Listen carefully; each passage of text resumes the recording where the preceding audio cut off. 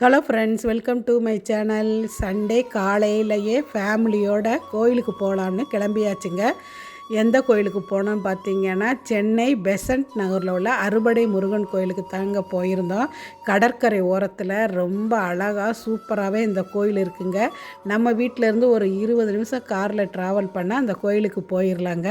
இந்த கோயிலில் அறுபடை முருகனை ஒரே இடத்துல தரிசனம் பண்ணலாம். அவ்வளோ சூப்பராக இருந்துச்சுங்க. திருப்தியாக சாமி கும்பிட்டுட்டு அப்படியே அர்ச்சனை பண்ணிவிட்டு பக்கத்தில் உள்ள அஷ்டலட்சுமி கோயிலுக்கு கிளம்பியாச்சுங்க. சண்டேங்கிறதுனால இங்கே கொஞ்சம் கூட்டமாக தாங்க இருந்துச்சு. க்யூவில் தான் போய்கிட்டு இருந்தோம். அஷ்டலட்சுமிகளும் ஒவ்வொரு பக்கமாக இருப்பாங்க. படி ஏறி ஏறி போய் தான் அவங்கள தரிசனம் பண்ணணும்.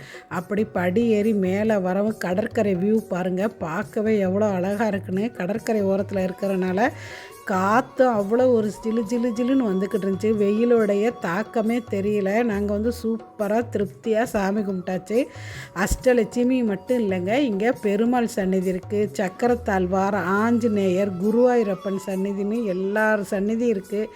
எல்லாரையும் சூப்பராக சாமி கும்பிட்டாச்சுங்க. யாரெல்லாம் இந்த கோயிலுக்கு வந்திருக்கீங்கன்னு சொல்லுங்கள். இந்த கோயிலை பார்க்காதவங்க மறக்காமல் சென்னைக்கு வந்தீங்கன்னா வந்து விசிட் பண்ணிட்டு போங்க. ரொம்ப சூப்பராக இருக்கும். அவ்வளோதான் ஃப்ரெண்ட்ஸ். வீடியோ பிடிச்சிருந்துச்சுன்னா சேனலை சப்ஸ்கிரைப் பண்ணிவிட்டு மறக்காமல் லைக் போட்டு விட்ருங்க. பாய்.